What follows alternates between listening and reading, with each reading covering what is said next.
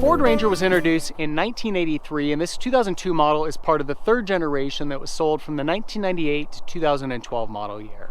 Aesthetically, it looks very similar to the second generation model that came out in 1994, but it does see a number of major updates to the chassis, suspension, steering, powertrains, and a few minor updates to the interior and exterior.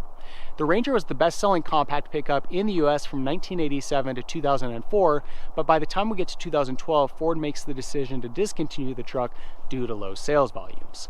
Now, interestingly, the first year that it loses its sales crown is in 2005, the same year that Toyota comes out with the all-new second generation model of the Tacoma, and by the time we get to 2012, the truck is essentially 18 years old. So I would argue that maybe Ford wasn't putting their best foot forward, should have given the truck more updates over the years. Fortunately, in 2019, they reintroduced an all-new Ranger to the US market. Now, for this third generation model, it was available in 6 different trim package offerings, starting off with the base XL model. This is the XLT package. It was also offered in an STX package, FX4 package, a Sport package, and an Edge package. The truck also saw a few minor updates for the 2001 model year, including updated powertrains and a few minor updates to the exterior. Now, in terms of styling, again, very similar to that second generation model with a few very minor updates. The main area that you're going to see that is with the front fascia here. Again, it sees an update in 2001, giving us a larger grille and an updated headlight design. This model, again, is the XLT package, so that grille is all chrome, and we also get a chrome bumper.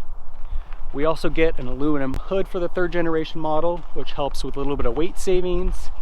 And then coming to the side profile, again, because this is the XLT package, it's got a set of 15-inch chrome wheels to give it a more premium look. Also got the Ranger XLT badge here.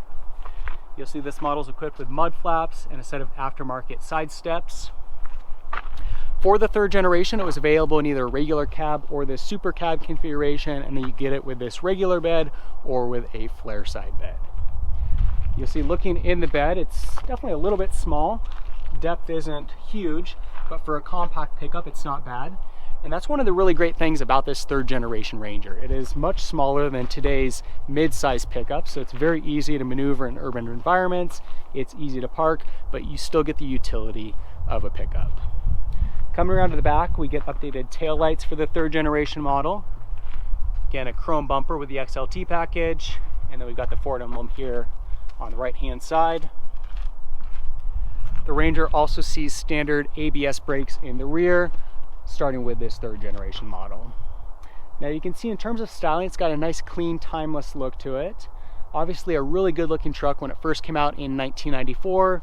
Number of nice updates with the introduction of the third generation model in 1998, the 2001 refresh, but by the time we get to 2012, definitely starting to show its age. Nonetheless, still a really great looking truck today.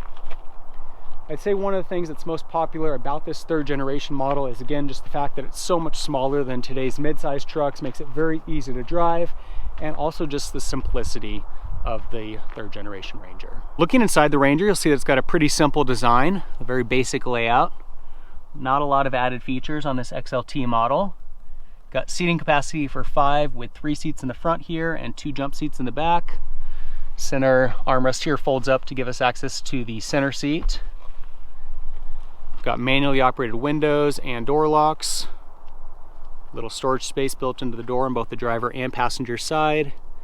Seats are manually adjusted. To the left of the steering column, we've got a switch here for our parking lights and headlights. Dimmer switch for the instrument cluster. This lever here controls your brights and your blinkers. And then on the right hand side, we've got a little lever here for adjusting the steering column.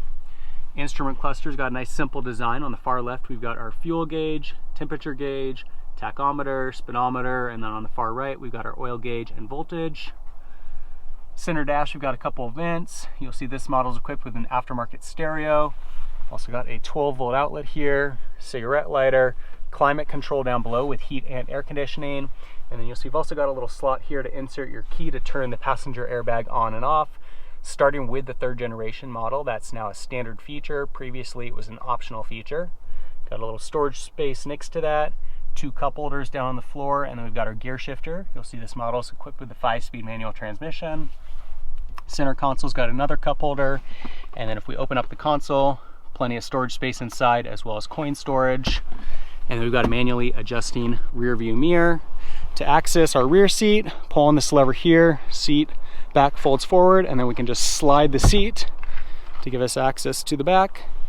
You see the jump seat is up on the passenger side, got a little cargo net as well. And then on the driver's side, you'll see the seat is folded up, so you can easily fold that in and out. The Ranger is available in rear-wheel drive or four-wheel drive, and for 2002 you had your choice of 3 different engine options. The base engine is a 2.3-liter 4-cylinder with 135 horsepower. This Ranger has a 3-liter 6-cylinder with 150 horsepower, and then was also offered with a 4-liter 6-cylinder that had 222 horsepower. All of those engines are paired to either a 5-speed automatic or 5-speed manual transmission, and max tow capacity is about 6,000 pounds.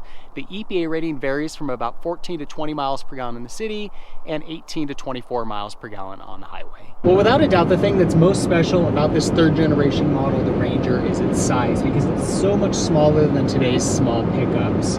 The Colorado, the Tacoma, the Frontier, and even the all-new Ranger have grown so much in size. They are significantly larger than their predecessors, and while there are definitely some benefits to that, there's also something special about this smaller 3rd generation model. It's very easy to drive, it's easy to park, decent fuel economy for its time period, and you still get the utility of a pickup. I think it's actually a real shame that there aren't any compact pickups available on the market right now, although there is a lot of talk from various brands that are planning on coming out with compact pickups, including Ford, and I think that there's definitely a market for it. The other thing about this truck is that it is just so simple. We already went over all the features of the interior. You can see that it's very basic. You know, you've got air conditioning and heat, we've got a basic audio system, and that's about it. It is very simple. Features are definitely very nice. Creature comforts are nice, tech features are nice, but again, there's something that's kind of special about the basic simplicity of this 3rd generation Ranger. Likewise, drivability wise, you know, as I mentioned, it's small, it's easy to park. Likewise, visibility is really good. You can see out around you 360 degrees just fine. Really nice mirrors. Steering feel is greatly improved over the 2nd generation model now that it's got rack and pinion steering. That was all new for the 3rd generation. Braking's improved with the ABS in the rear, and just all around, it's a pretty comfortable vehicle to drive as a daily driver, and you still got the utility of a pickup. So that's a look at the 3rd generation model of the Ford Ranger. A really nice truck when it first hit the US market, but by the time we get to 2012, definitely starting to show its age. Nonetheless, still a really nice option if you're looking to get into a vehicle that's easy to drive, very basic, and offers truck-like capabilities. If you have any comments or questions on the Ranger, leave them in the section below. For more car reviews, be sure to subscribe. In the meantime, thanks for watching.